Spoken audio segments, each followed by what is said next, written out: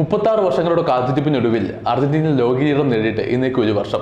ശരിക്കും മെസ്സി ആ ഒരു ലോക കിരീടം ഉയർത്തിയപ്പോൾ മെസ്സി ആരാധകരുടെ മാത്രമല്ല, ലോകമെമ്പാടുമുള്ള എല്ലാ ഫുട്ബോൾ പ്രേമികളുടെ മനസ്സ് നിറഞ്ഞിരുന്നു.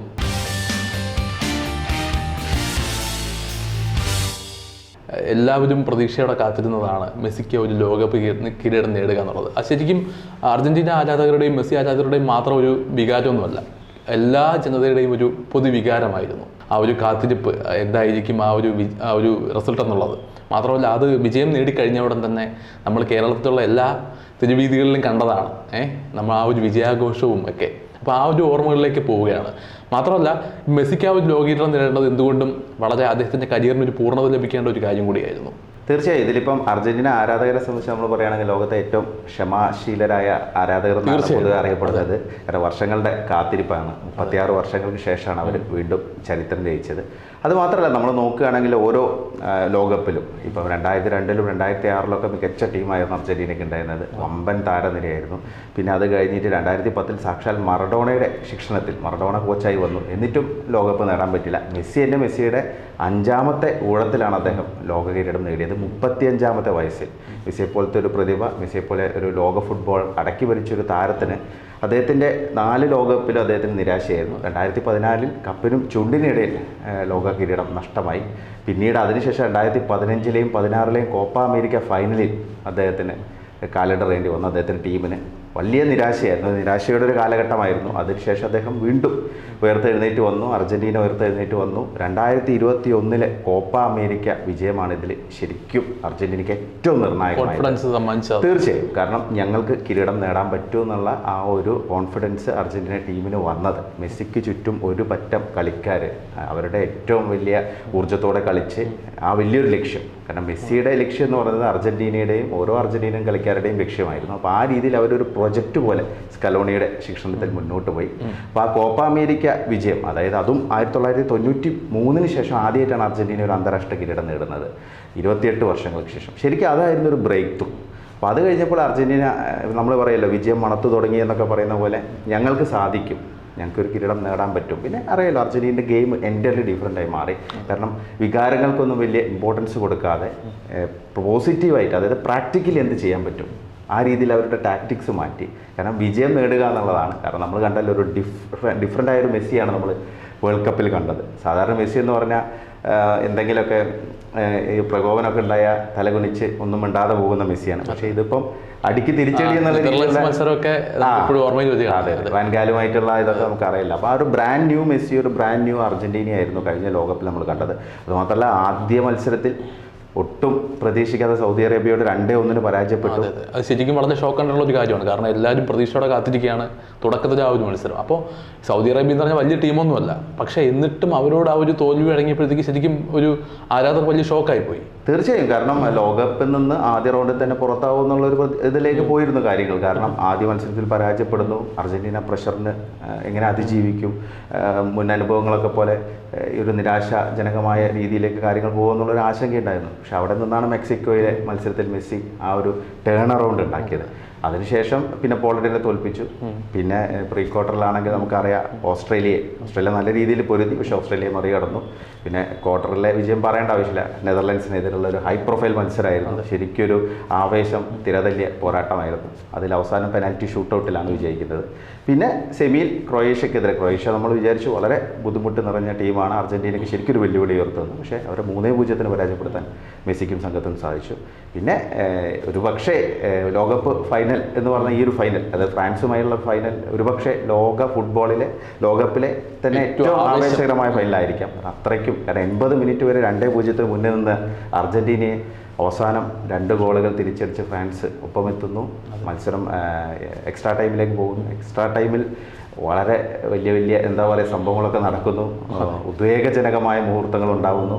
പിന്നീട് 3-3 ആവുന്ന മത്സരം. ഏറ്റവും അവസാനം ഫ്രാൻസിന് ജയിക്കാനുള്ള ഒരു സാധ്യത ഉണ്ടായിരുന്നു. നമുക്കറിയാം കോലോ മുവാനിയുടെ ആ ഒരു ഷോട്ട് എമിലിയാനോ മാർട്ടിനസ് തടുത്തിട്ടില്ലെങ്കിൽ മറ്റൊന്നായിരുന്നു ചരിത്രം. അപ്പോൾ അതുകൊണ്ട് തന്നെ പിന്നെ പെനാൽറ്റി ഷൂട്ടൗട്ടിൽ ഉള്ളത്. അതെ, ലോകമെമ്പാടുമുള്ള ഒരു മുൾമുനയിൽ നിന്ന ഒരു സമയം ഇത്രയും ഉണ്ടാവില്ല, ഒരു ആരാധകരും ഉണ്ടാവില്ല അർജന്റീന ആരാധകരെ പോലെ. അത്രയ്ക്ക് ആവേശഭരിതമായിരുന്നു. മാത്രമല്ല, നമ്മളിപ്പോൾ ആ വേൾഡ് കപ്പ് തുടങ്ങുന്നതിന് മുമ്പ് നമ്മൾ പല ചർച്ചകളും അല്ലെങ്കിൽ പല ഡിസ്കഷനുകളിലും പറഞ്ഞൊരു കാര്യമാണ്, ഇപ്പം മെസ്സിക്ക് വേണ്ടിയിട്ട് എല്ലാ ടീം അംഗങ്ങളും കൂടെ ഒരു ലോകകപ്പ് നേടിക്കൊടുക്കും എന്നുള്ളത് കാര്യം. പക്ഷേ നമ്മൾ കണ്ടത് മറ്റൊരു കാര്യമാണ്.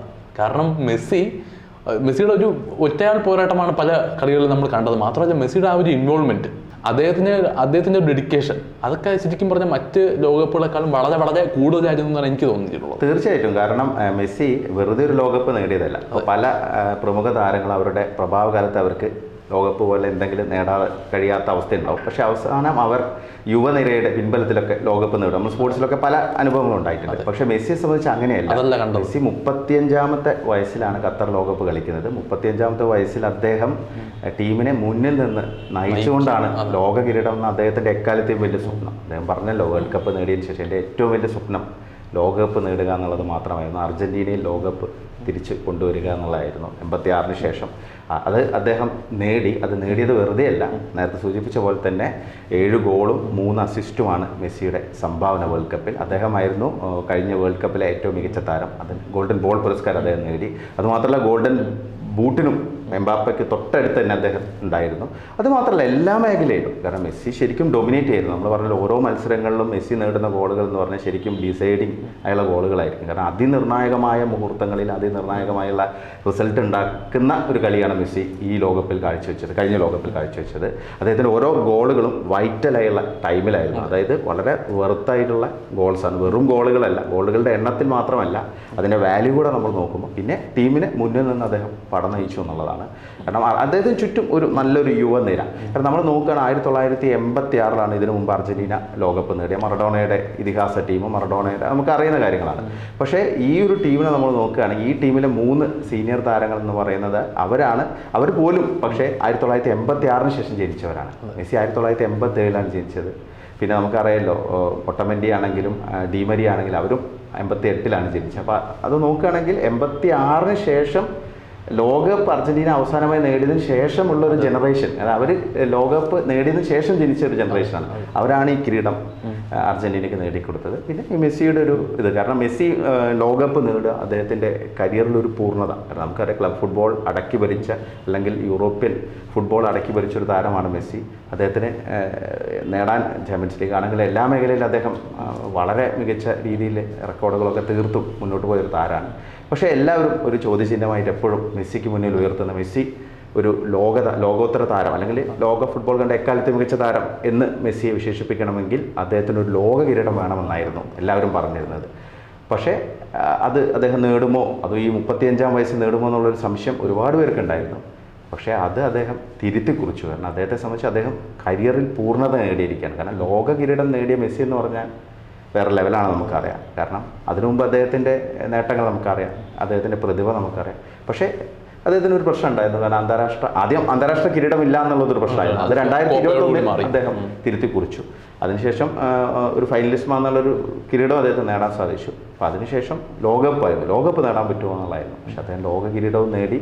ഇനിയിപ്പോൾ മെസ്സി ആർക്കും ഒന്നും വിമർശിക്കാൻ പറ്റില്ല. കാരണം അദ്ദേഹം ഒരു പുരുഷായുസിൽ ഒരു ഫുട്ബോൾ താരത്തിന് നേടാൻ പറ്റുന്ന എല്ലാം അദ്ദേഹം നേടിക്കഴിഞ്ഞു.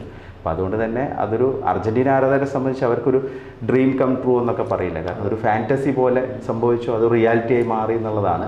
പിന്നെ അർജന്റീന ആരാധകർക്ക് ഇതൊരു പൂർണ്ണതയാണ്. കാരണം മെസ്സിയുടെ കരിയറിലെ പൂർണ്ണത എന്ന് പറഞ്ഞാൽ അർജന്റീന ആരാധകർ ക്ഷമയുള്ള ആരാധകരാണ്. കാരണം ഒരുപാട് ആ സമയത്ത് തന്നെ സൈബർ ട്രോളുകളൊക്കെ ഉണ്ടായിരുന്നു. മെസ്സിക്ക് വേണ്ടി ഒരു ലോകകപ്പ് എന്ന ഫിഫയുടെ പദ്ധതി എന്നുള്ള രീതിയിലുള്ള ട്രോളുകൾ ഉണ്ടായിരുന്നു. അപ്പോഴും വളരെ ക്ഷമയോടുകൂടി അവർ കാത്തിരുന്നു.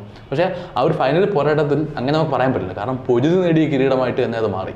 തീർച്ചയായും. കാരണം ഓരോ മത്സരങ്ങളും അങ്ങനെയായിരുന്നു. കാരണം കൃത്യമായിട്ട് നമ്മൾ പറയുകയാണെങ്കിൽ ഒരു വലിയൊരു ഗെയിമൊക്കെ ഇല്ലേ, അതുപോലെ തന്നെ ഓരോ മത്സരങ്ങളും വളരെ നല്ല രീതിയിലുള്ള പോരാട്ട വീരം കാഴ്ചവെച്ച് ഏറ്റവും നല്ല രീതിയിൽ ആവേശകരമായ ഒരു ഗെയിം പുറത്തെടുത്തിട്ടാണ് സ്കലോണിയുടെ ശിക്ഷണത്തിൽ സ്കലോണിയുടെ ഒരു മെസ്സിയുമായിട്ടുള്ള ഒരു ടീമിനെ നയിക്കുന്ന രീതി വളരെ കൂൾ കോച്ചായിട്ട് നിന്നിട്ടേ. കാരണം ഈ പറഞ്ഞ ഒരു പ്രകടനമൊന്നും കാണിക്കാതെ വളരെ കൂളായിട്ട് നിന്നിട്ട് ആ ടീമിനെ ഹാൻഡിൽ ചെയ്തിട്ടാണ് അദ്ദേഹം വിജയത്തിൽ കൊണ്ടെത്തിച്ചത്. തീർച്ചയായും സ്കലോണിക്ക് വലിയൊരു മാർക്കുണ്ട്. കാരണം ഒരു ബിഗ് മാർക്ക് അദ്ദേഹത്തിന് തന്നെയാണ്. കാരണം നമുക്കറിയില്ല, വളരെ പ്രമുഖരായുള്ള പല കോച്ചുമാരെ അർജന്റീനയെ മുമ്പ് പരിശീലിപ്പിച്ചിട്ടുണ്ട്. നമ്മൾ പറഞ്ഞല്ലോ, മറഡോണ ഉണ്ടായിരുന്നു. അതുകൂടാതെ തന്നെ ബിയൽസെ പോലെയുള്ള പെക്കർമാനെ പോലെയുള്ള അങ്ങനെ ലോകോത്തരമായ ഒരുപാട് കോച്ചുമാർ അർജന്റീനയെ പരിശീലിപ്പിച്ചിരുന്നു. പക്ഷെ അവർക്കൊന്നും ഇല്ലാത്ത ചില ഘടകങ്ങൾ സ്കലോണിക്ക് ഉണ്ടായിരുന്നു. അദ്ദേഹം ഈ ടീമിനെ ശരിക്കും ഒരു ഒറ്റ യൂണിറ്റാക്കി മാറ്റി, മെസ്സിക്ക് ചുറ്റും കളിക്കുന്ന ഒറ്റ യൂണിറ്റാക്കി മാറ്റി. അതുമാത്രമല്ല അവരുടെ പോരാട്ട വീര്യം വളരെ ഹൈ ആയിട്ട് അദ്ദേഹം കൊണ്ടുവന്നു. അതുമാത്രമല്ല ഏത് വിധേനയും മത്സരത്തിൽ വിജയിക്കുക എന്നുള്ളത്, കാരണം പോസിറ്റീവായിട്ട് എങ്ങനെ വിജയിക്കാൻ പറ്റും, കാരണം അത് ആധുനിക ഫുട്ബോൾ വളരെ ഇമ്പോർട്ടൻ്റ് ആണ്. കാരണം വികാരങ്ങൾക്ക് അടിമപ്പെട്ടിട്ട് കാര്യമില്ല. നമ്മൾ കോപ്പ അമേരിക്ക മത്സരം കണ്ടല്ലോ, കോപ്പ അമേരിക്കയിലെ ഫൈനലിൽ ബ്രസീലിനെ അർജന്റീന തോൽപ്പിച്ച ഒരു കളി. കാരണം അത്യാവശ്യ ഘട്ടത്തിൽ ഇപ്പോൾ ഫൈനലാണ്, ഫൈനലിൽ ജയിക്കണമെങ്കിൽ ടാക്ടിക്സ് മാത്രം പോരാ, കുറച്ച് മറ്റു കാര്യങ്ങൾ കൂടെ നോക്കണം. ഒരു ഗോൾ അടിച്ച് പിന്നീട് ഡിഫൻസീവ് ഗെയിം പുറത്തെടുത്താലും കുഴപ്പമില്ല, കിരീടം കിട്ടും. കാരണം അതാണ് പ്രധാനം. പണ്ട് അർജന്റീനയ്ക്ക് വശമില്ലാത്തൊരു സംഭവം അതായിരുന്നു. അപ്പോൾ അത് സ്കലോണിക്ക് ഫുൾ മാർക്കാണ്. പിന്നെ അദ്ദേഹത്തിന് ചുറ്റും, കാരണം നമ്മളിപ്പോൾ അറിയാമല്ലോ, ഈ മെസ്സിക്ക് ചുറ്റും കളിക്കുന്ന താരങ്ങൾ എന്ന് പറഞ്ഞാൽ അവരെ സംബന്ധിച്ച് അവരുടെ കുട്ടിക്കാലം മുതലുള്ള അവരുടെ ആഗ്രഹമാണ് മെസ്സിക്കൊപ്പം കളിക്കുക എന്നുള്ളത്. കാരണം എല്ലാവരും മെസ്സിയുടെ കളി കണ്ട് വളർന്നവരാണ്, മെസ്സി ആരാധിച്ച് വളർന്നവരാണ്. അപ്പോൾ ആ ഒരു ജനറേഷനെ ഒറ്റ ഫ്ലോക്കായിട്ട് കൊണ്ടുപോകാൻ പറ്റി. പിന്നെ ഡീപോളിനെ പോലത്തെ പ്ലേയേഴ്സിനൊക്കെ നമ്മൾ പ്രത്യേകം എടുത്തു പറയണം. കാരണം റോഡ്രിഗോ ഡീപോളിൻ്റെ റോള് വളരെ ഇമ്പോർട്ടൻ്റ് ആണ്. നമ്മളെപ്പോഴും പറയുമ്പോൾ അൽവാരസിൻ്റെ പേര് പറയും, അല്ലെങ്കിൽ മറ്റുള്ള ഇപ്പോൾ മിലാനോ മാർട്ടിൻസ് നമുക്കറിയാം, എല്ലാവരും ഡിമരി ആണെങ്കിൽ അദ്ദേഹത്തിൻ്റെ ഫൈനൽ ഇൻവോൾവ്മെൻറ്റും ഗോളൊക്കെ നമുക്കറിയാം. പക്ഷേ ഇതൊക്കെയാണെങ്കിലും റോഡ്രിഗോ ഡീപോളിൻ്റെ റോള് വളരെ വൈറ്റലായിരുന്നു. കാരണം മെസ്സിയുടെ ഏറ്റവും അടുത്ത ആളാണ്. അത് മാത്രമല്ല അദ്ദേഹം ശരിക്കൊരു എന്താ പറയുക, ഒരു ചാവേറിനെ പോലെയായിരുന്നു. കാരണം അദ്ദേഹത്തിൻ്റെ ആ ഒരു കളിക്കളത്തിൽ ആ ഒരു ഇൻവോൾവ്മെൻറ്റ് അർജന്റീനയുടെ കിരീടധാരണത്തിൽ വലിയൊരു ഇൻവോൾവ്മെൻറ്റ് ഉണ്ടാക്കിയിട്ടുണ്ട്. അപ്പം അങ്ങനെ നോക്കുമ്പോൾ സ്കലോണിക്ക് ഇതിലൊരു വലിയ റോൾ തന്നെ അദ്ദേഹത്തിന് ഉണ്ട്. കാരണം അതാണ് ആ ഒരു ഗെയിം അവർക്ക് നടപ്പാക്കി അത് സക്സസ് ആക്കാൻ പറ്റി എന്നുള്ളതാണ്. അതും തുടക്കത്തിലൊരു തിരിച്ചടി നേരിട്ടിട്ട് ആ തിരിച്ചടി അതിജീവിച്ചു. അതാണ് അതിൻ്റെ ഒരു എന്താ പറയുക ത്രില്ലിംഗ് ആയുള്ളൊരു വശം.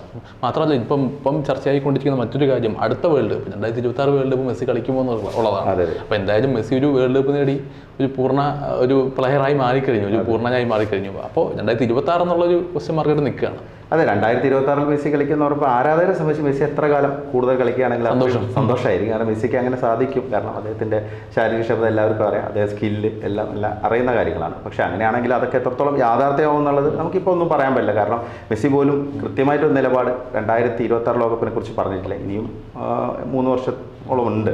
പക്ഷെ അങ്ങനെയാണെങ്കിൽ ഇപ്പോൾ അടുത്ത വർഷം നടക്കുന്ന കോപ്പ അമേരിക്കയിൽ മെസ്സി കളിക്കും എന്നുള്ളത് എല്ലാവർക്കും അറിയുന്ന കാര്യമാണ്. അപ്പോൾ അതുകൊണ്ട് തന്നെ അതിലെ ഒരു വിജയവും അല്ലെങ്കിൽ അർജന്റീന കിരീടം നിലനിർത്തുമോ, അതൊക്കെയാണ് ഇനിയിപ്പം ഒരു നിർണായകമായി മാറുക. മെസ്സി ഭാവിയിൽ തൻ്റെ തീരുമാനം എങ്ങനെ എടുക്കും എന്നുള്ളത് ആ കോപ്പ അമേരിക്കയിലെ അർജന്റീനയുടെ ഒരു പ്രകടനം ആശ്രയിച്ചിരിക്കുന്നു തോന്നുന്നു. പക്ഷെ അങ്ങനെയാണെങ്കിലും പൊതുവെ മെസ്സിയെ സംബന്ധിച്ച് പറയാം, മെസ്സി എല്ലാം നേടിക്കഴിഞ്ഞു. അപ്പോൾ ഇനിയിപ്പോൾ മെസ്സിയെ സംബന്ധിച്ച് അടുത്ത കോപ്പയോടുകൂടി മെസ്സി വിടവാങ്ങുകയാണെങ്കിൽ ആസ് എ പ്ലെയർ എന്നുള്ള രീതിയിൽ അദ്ദേഹത്തിന് കുറച്ചും കൂടെ സേഫ് ആയിരിക്കും തോന്നുന്നു. പക്ഷേ അതിനെക്കുറിച്ച് ഇപ്പോൾ നമ്മൾ കൂടുതൽ പറയാതെ ഈ ഒരു 1-ാം വാർഷികം അർജന്റീന ആരാധകർ ആഘോഷിച്ചുകൊണ്ടിരിക്കുകയാണ്. അപ്പോൾ അവരുടെ സന്തോഷത്തിനൊപ്പം നമ്മളും പങ്കുചേരുക എന്നുള്ളതാണ് ഏറ്റവും വലിയൊരു കാര്യം തോന്നുന്നു. അപ്പോൾ എല്ലാ ആരാധകരുടെ മനസ്സിലും ഫ്രാൻസിനെ തോൽപ്പിച്ച് നേടിയ ആ ഒരു ലോക കിരീടത്തിൻ്റെ ഓർമ്മകളാണുള്ളത്. അപ്പോൾ എന്താണ് നിങ്ങൾക്ക് അതിനെക്കുറിച്ച് പറയാനുള്ളത്? നിങ്ങളുടെ അഭിപ്രായങ്ങൾ കമൻറ്റ് ബോക്സിൽ രേഖപ്പെടുത്തുക. വീഡിയോ ഇഷ്ടപ്പെട്ടാൽ സബ്സ്ക്രൈബ് ചെയ്യാൻ മറക്കരുത്.